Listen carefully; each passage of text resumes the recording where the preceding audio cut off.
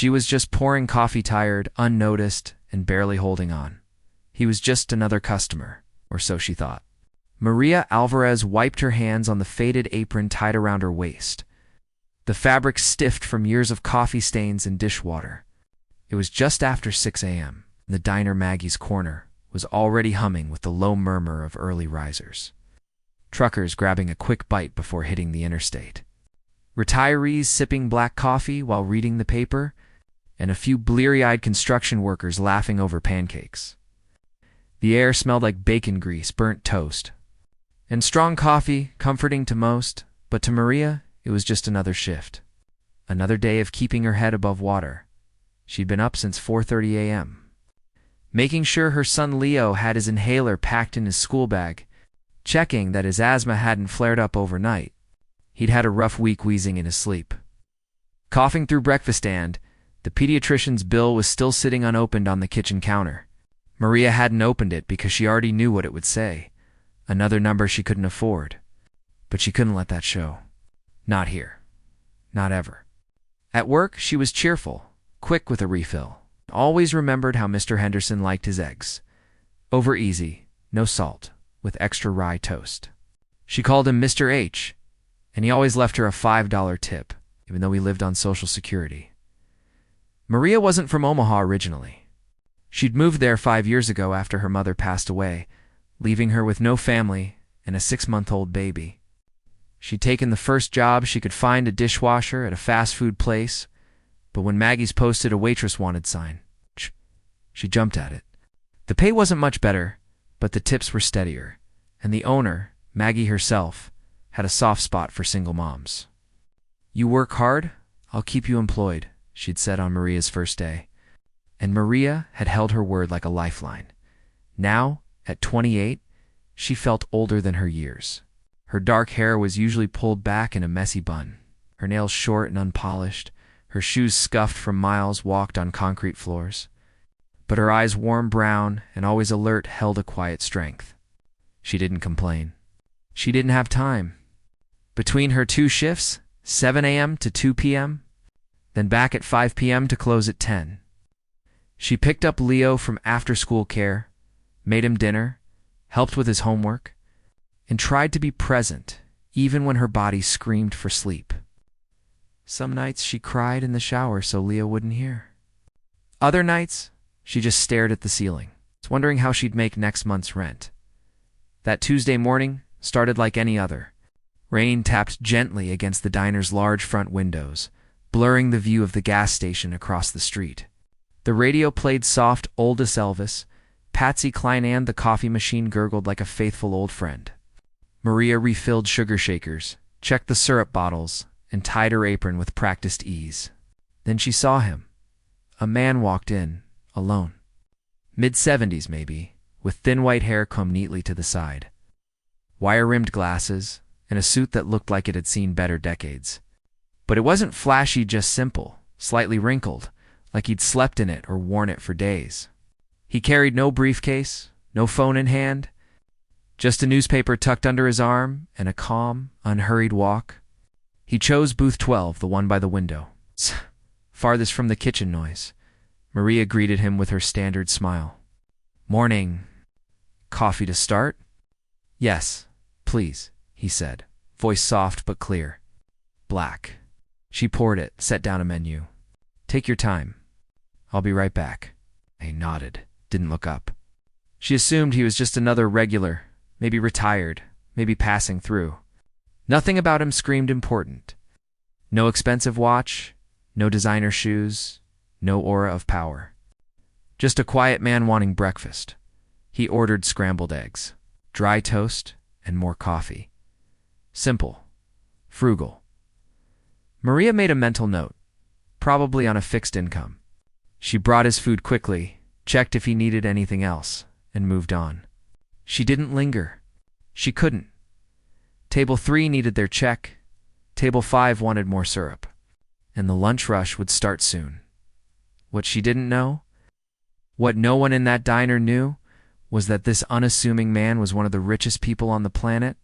Warren Buffett, the Oracle of Omaha, billionaire investor and chairman of Berkshire Hathaway. often ate at local spots like this. He preferred it.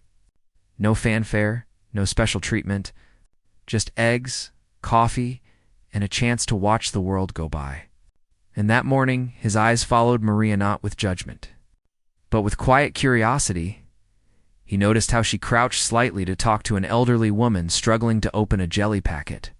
How she laughed gently when a little boy spilled his orange juice and didn't scold him, but helped clean it up.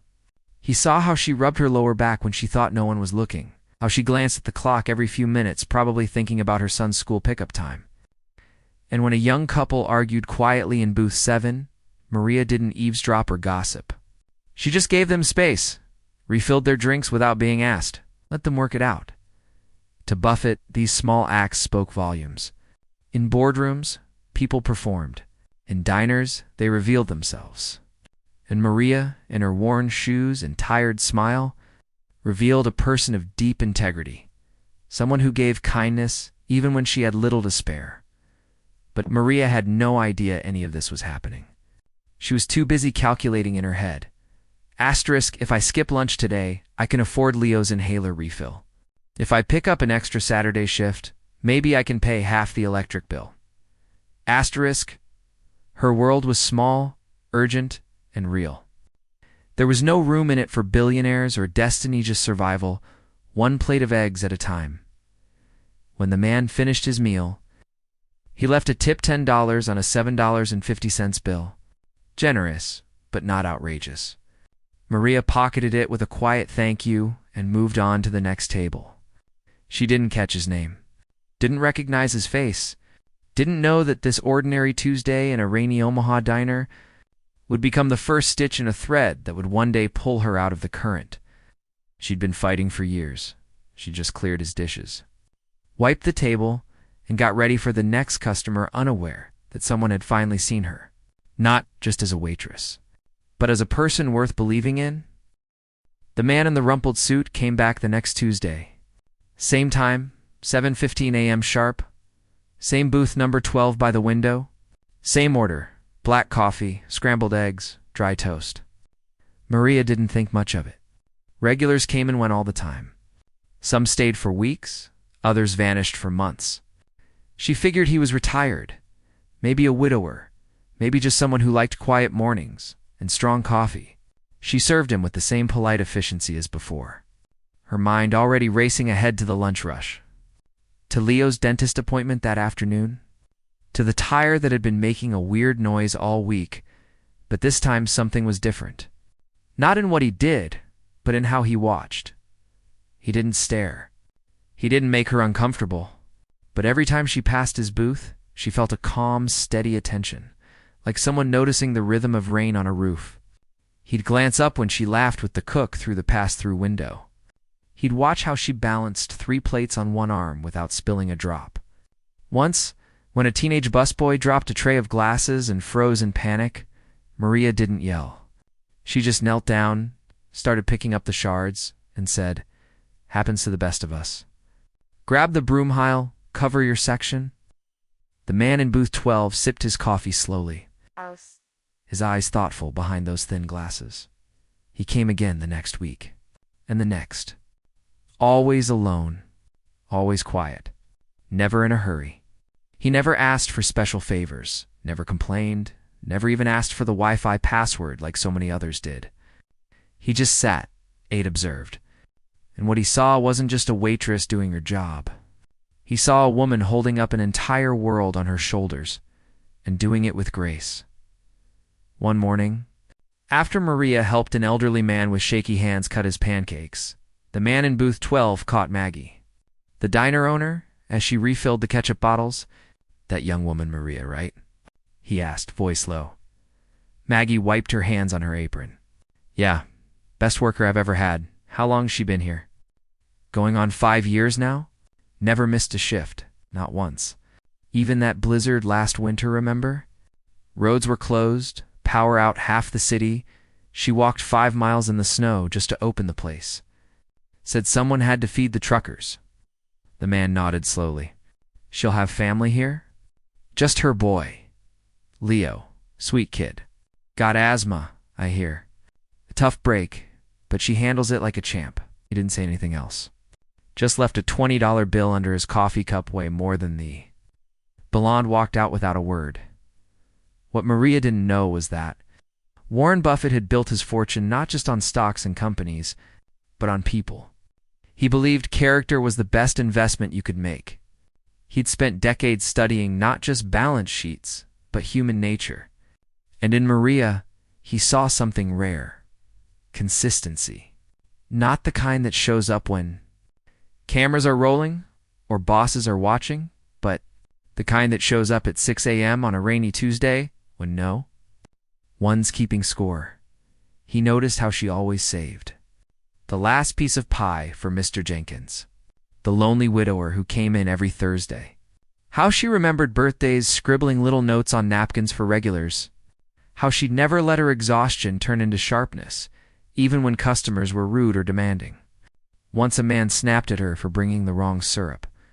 Instead of arguing, she apologized, brought the right one, and later, when he wasn't looking, slipped a free coffee onto his check.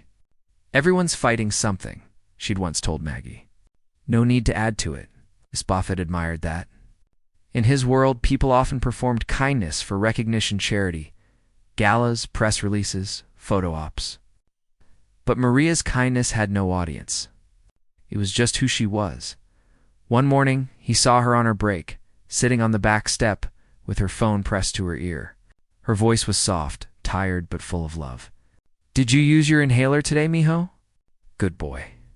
Mama's proud of you. I'll be home soon." She hung up, took a deep breath, stood up, and walked back inside like nothing had happened.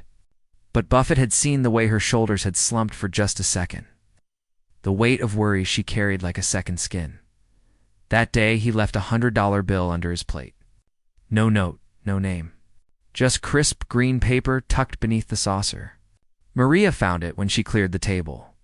Her eyes widened. She looked around, half expecting someone to jump out and say it was a mistake. But the booth was empty. She checked the bill twice real. Her hands trembled slightly as she folded it into her apron pocket. That single tip covered half her weekly grocery bill. She whispered a quiet thank you to the empty booth. Not knowing who to thank, but grateful all the same. Maggie saw it happen. "Must have been that quiet guy," she said later, wiping down the counter. "He's been coming for weeks. Pays in cash, always leaves big tips, never says much." Maria just nodded. "He seems... kind. He sees you, Maria," Maggie said quietly. "Not just your uniform, you." The visits continued. Sometimes he'd read the paper. Sometimes he'd just watch the street, the school buses rolling by. The mailman making his rounds, kids walking home with backpacks bouncing. But his eyes always returned to Maria. He saw how she tucked a stray hair behind her ear when she was thinking.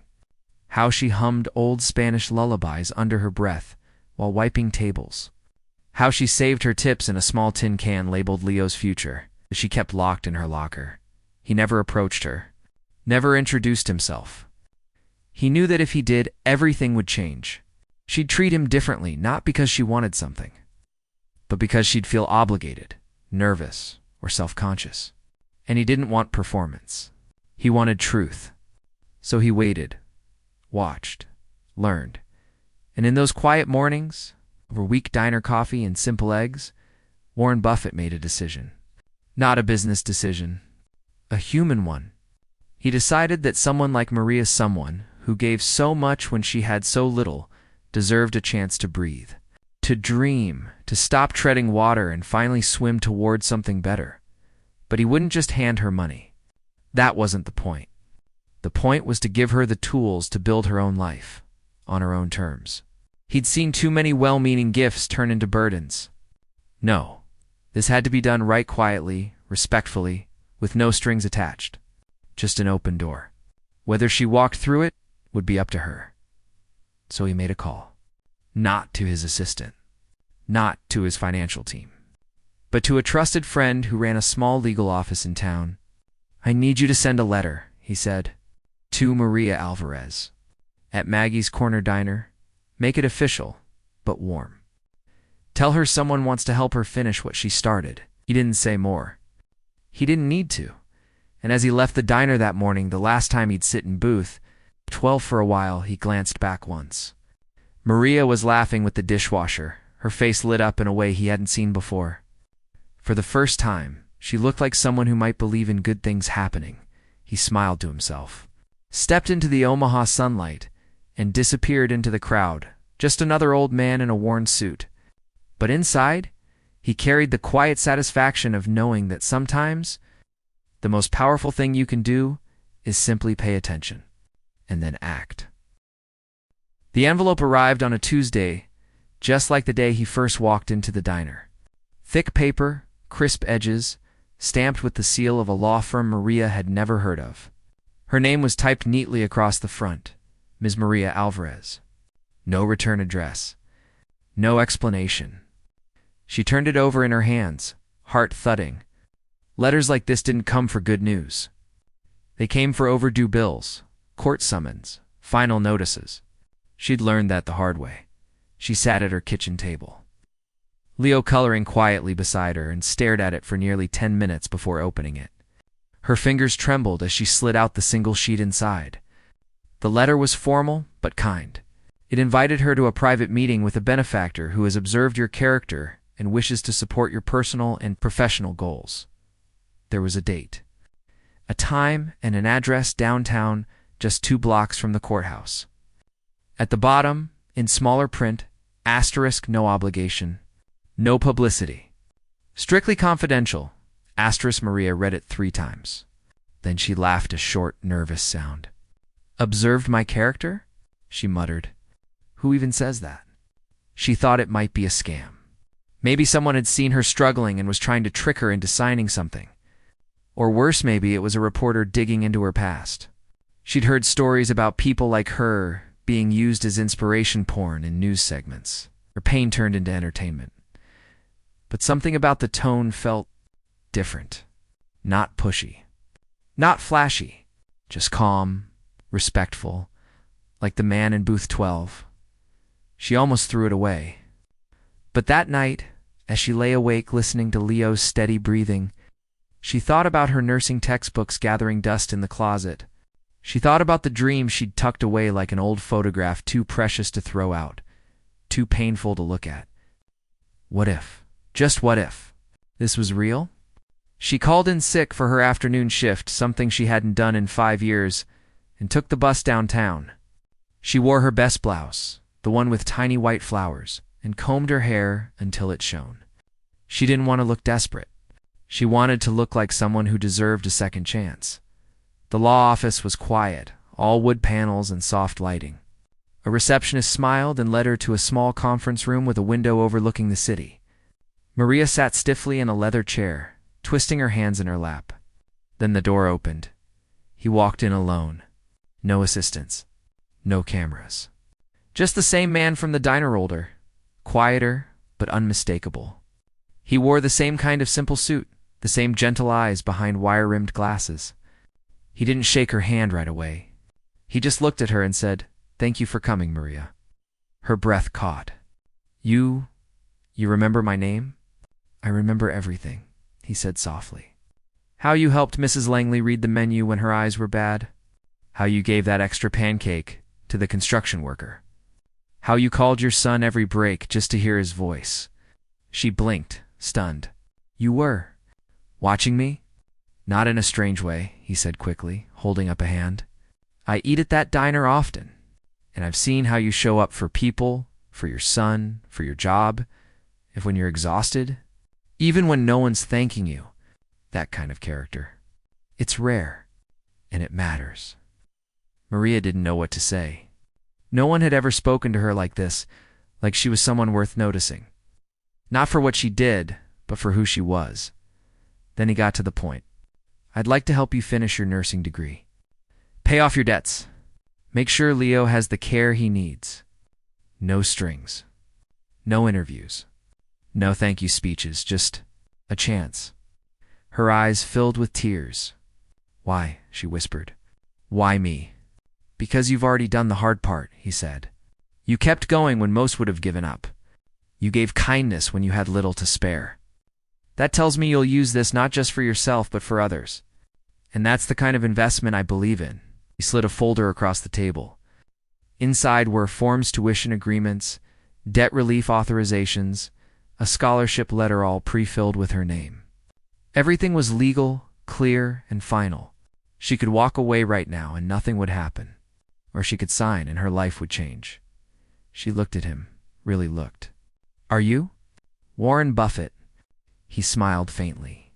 I'm just someone who believes in people like you. She didn't need confirmation.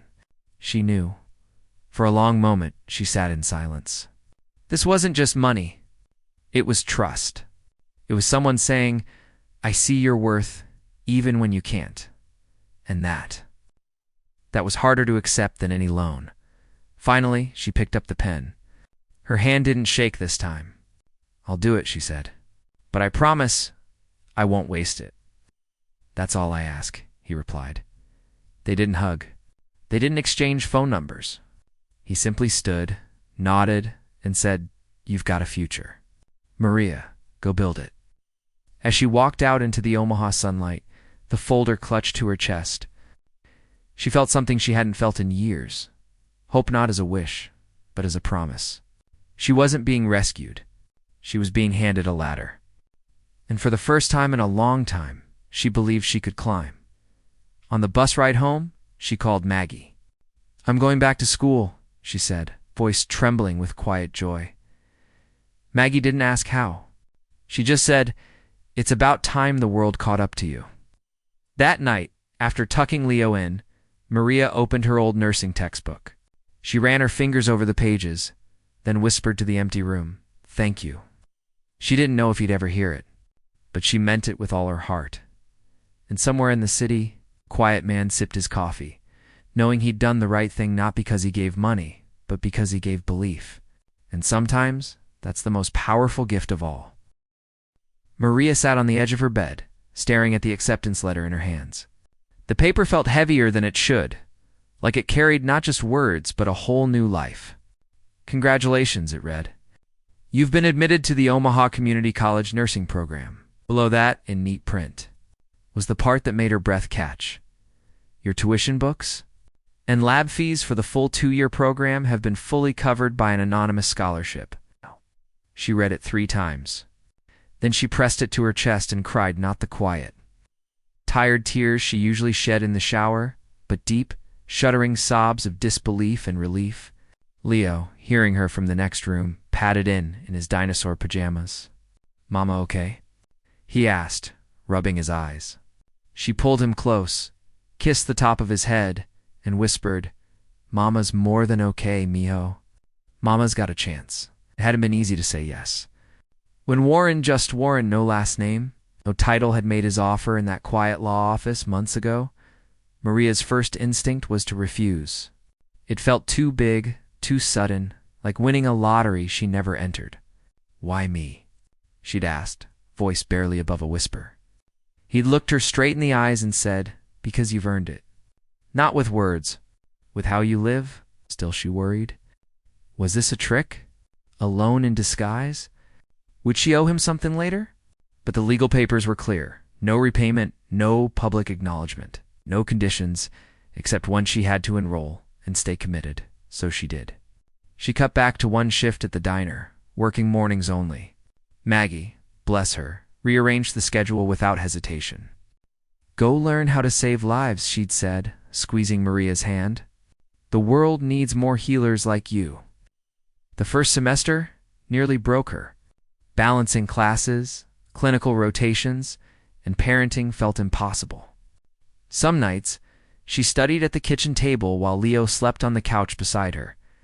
His breathing steady thanks to the new nebulizer Warren had quietly arranged after hearing about his asthma. She'd fall asleep over textbooks, wake up at 4 a.m. to review flashcards, then rush to campus by 7. There were moments she wanted to quit, when she failed a pharmacology quiz, when her car broke down and she had to take 3 buses to get to her hospital rotation, when Leo got a fever and she had to miss a lab. But every time she wavered, she remembered the man in booth 12, watching her serve coffee with dignity while carrying the weight of the world. and how he'd believed in her before she believed in herself. Slowly, things began to shift. Her grades improved. Her confidence grew. She discovered she had a gift for calming nervous patients, for explaining complicated things in simple words, the same patience she used with Leo. Her instructors noticed. "You've got the heart for this," one told her after she stayed late to comfort an elderly patient who was scared of surgery. Maria just smiled. "I've been scared my whole life," she said. "I know what it feels like." 3 years after that rainy morning in the diner, Maria walked across a small stage in a white nursing cap and navy blue scrubs, diploma in hand. Leo sat in the front row, clapping so hard his hands turned red. In the back, unnoticed, Warren Buffett watched from the shadows near the exit. He didn't stay for the reception. He didn't want to be seen. But as Maria hugged her son, tears streaming down her face, he allowed himself a small, satisfied smile. Then he slipped out, leaving a crisp envelope with the event coordinator. $1,000 for the catering staff, with a note that read, "For their hard work." Maria started her new job at Children's Mercy Hospital the following Monday. She worked in the pediatric respiratory unit, the very place that had treated Leo during his worst asthma attacks. It felt like coming full circle. Now, instead of sitting in the waiting room, anxious and powerless, she was the one holding the stethoscope, explaining treatment plans to worried parents, showing kids how to use their inhalers with colorful stickers and gentle words. She remembered every scared look, every sleepless night, and used that memory to be kinder, more present. But she didn't stop there. On weekends and evenings, she began volunteering at a community center that offered GED classes and job training for single parents. She saw herself in their tired eyes, the same fear, the same hope. One night, after helping a young mother practice interview questions, Maria had an idea. What if there was a place where parents could bring their kids while they attended classes or job interviews? A safe, supervised space so they wouldn't have to choose between childcare and their future. She wrote a simple proposal, found a tiny room in the back of the community center, reached out to local churches for donated toys and books, and then quietly she sent an email to the same law firm that had contacted her years ago. She didn't ask for money. She just shared her idea in case someone might know someone who believes in second chances. 2 weeks later, a check arrived. No name, no return address. Just enough to cover rent for the space for a year, plus supplies. The note read, "Keep going." She named the program Leo's Light, after her son, the reason she never gave up. Within months, 10 parents were using it regularly. A single dad learning welding, a grandmother going back to school to become a dental assistant, a teenage mom finishing her high school diploma. Maria didn't run it alone. She trained volunteers, partnered with local colleges, but she was its heart. Every child who walked in was greeted by name. Every parent left feeling seen. She never saw Warren again. But every year, on the anniversary of her nursing school graduation, a plain white envelope would appear in her mailbox. Inside, always the same, a handwritten note, "Proud of you," and a donation to Leo's Light. She never confirmed it was him, and he never confirmed it was her he was writing to. But they both knew. Life wasn't perfect. There were still bills, still worries, still nights when Leo's cough kept her up. But now, there was also hope, real tangible hope. She bought a used car that didn't rattle, moved into a small apartment with a backyard where Leo could play, even took a weekend trip to the lake, just the two of them, sleeping in a borrowed tent, eating burnt hot dogs, laughing under the stars. People sometimes asked her how she did it, how she went from waiting tables to running a non-profit while working full-time as a nurse. She never talked about the billionaire. She talked about hard work, about community, about the people who believed in her when she couldn't believe in herself. "Kindness is contagious," she'd say. "Someone gave me a hand. Now I'm trying to pass it on," in quiet moments. When she stood in the doorway of Leo's Light watching a mother hug her child before heading off to a job interview, Maria would think of booth 12, of the rain tapping on the window, of a man who saw her not as a waitress, not as a struggling single mom, but as someone worthy of a better story. She didn't need to meet him again. His gift wasn't the money. It was the message. Asterisk. You matter. Keep going, asterisk. And so she did. Not for fame. Not for thanks. But because someone once watched her in a diner and decided she deserved more, and that belief had become the quiet engine of her life. Every child she helped, every parent she encouraged, every breath Leo took without wheezing it was all part of a ripple that started with one ordinary morning. One unnoticed act of seeing, and one life forever changed. The auditorium buzzed with soft chatter, the clink of coffee cups, and the rustle of programs. It was a crisp October evening in Omaha, and the city's annual Community Builders Award ceremony was about to begin. Rows of folding chairs filled with teachers, nurses, volunteers, and local leaders, people who rarely made headlines, but kept the heart of the city beating. Near the front, Leo, now 16, and tall enough to look his mother in the eye, adjusted his tie nervously. "You got this, Mama," he whispered, squeezing her hand. Maria smiled, her palms slightly damp, but her voice steady. "I'm not nervous," she said. "I'm just grateful," when her name was called, Maria Alvarez. For founding Leo's Light and transforming lives one parent at a time, the room rose in applause. She walked to the podium, not in heels or a fancy dress, but in simple slacks and a soft blue blouse. The same warmth in her eyes that had once greeted truckers at a diner counter. She didn't read from notes. She spoke from the heart. "I'm not here because I'm special," she began, her voice clear and calm. "I'm here because someone saw me when I felt invisible. I was working double shifts, barely sleeping, scared I'd lose my apartment, scared my son wouldn't get the care he needed. I didn't think I deserved help, but someone believed I did. And that belief, it changed everything." She didn't name Warren Buffett. She never had. To her, it wasn't about him. It was about the lesson he'd given her without saying a word. That dignity isn't earned by wealth or status, but by how you treat people when no one's watching. She talked about the single mothers who'd gone back to school because they had a safe place for their kids. She talked about the teenager who became a certified electrician, the grandmother who now ran a literacy program, the dad who opened his own auto shop, all because someone gave them a chance to breathe.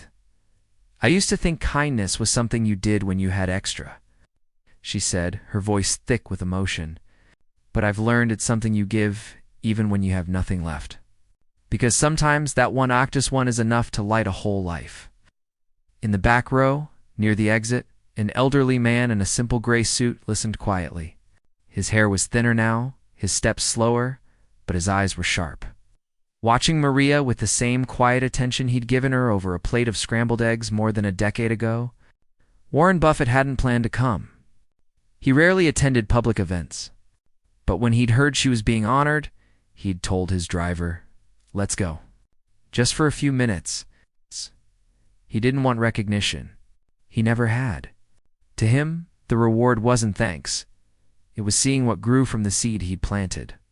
And tonight, standing in the shadows of a room filled with people whose lives had been touched by Maria's work, he felt a deep, quiet satisfaction. This was better than any stock surge, any boardroom victory. This was real. When Maria finished speaking, the applause was thunderous. People stood. Some wiped tears. Leo beamed, chest puffed with pride. But Warren didn't wait for the standing ovation to end. As the clapping reached its peak, he turned and slipped out the side door unnoticed. The night air was cool, the street quiet, except for distant traffic. He walked slowly toward his car, hands in his pockets, a small smile playing on his lips.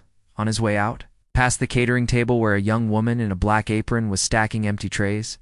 She looked exhausted, her hair escaping its bun, her shoes scuffed. He paused. "Long night?" he asked gently. She looked up, surprised. "Yeah, but worth it. That lady up there, Maria, she's amazing." "She is," he agreed. Then, without fanfare, he reached into his wallet, pulled out a crisp $1,000 bill, and placed it on the table beside her. "For you and your team, you kept everyone fed while they celebrated heroes. That matters too." Before she could stammer a thank you, he was gone. disappearing into the Omaha night like a ghost who'd left behind only kindness.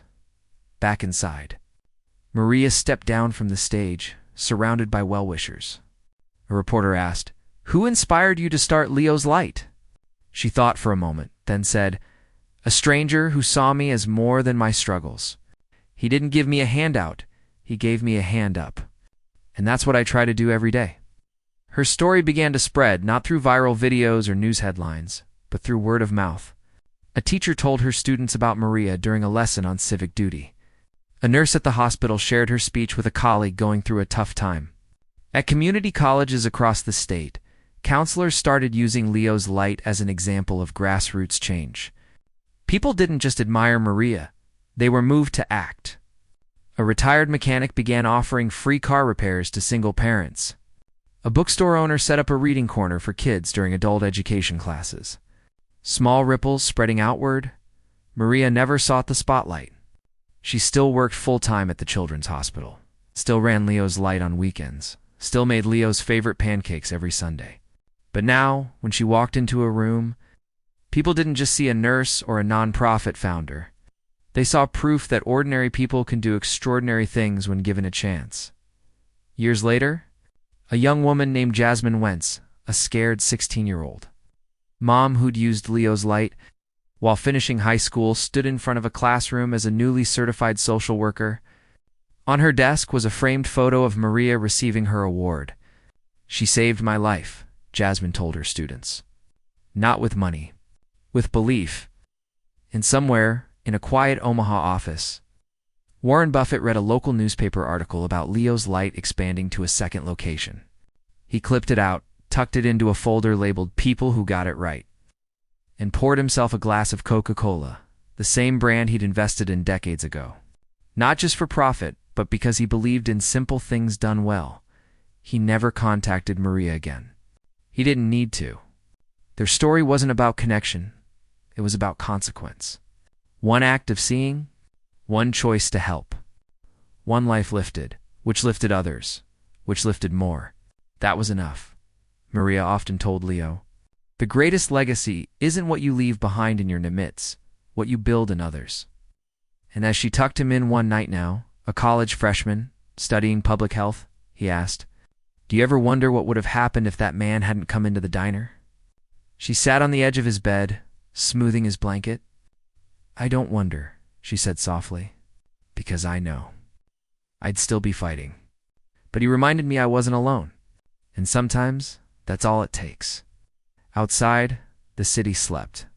But in homes across Omaha, in community centers, hospitals and classrooms, the quiet work of kindness continued, fueled by a waitress who never knew she was being watched. And a billionaire who knew exactly what he was looking for, not a return on investment, but a return to humanity. And in the end, that was the real fortune, shared, unseen, and endlessly multiplying.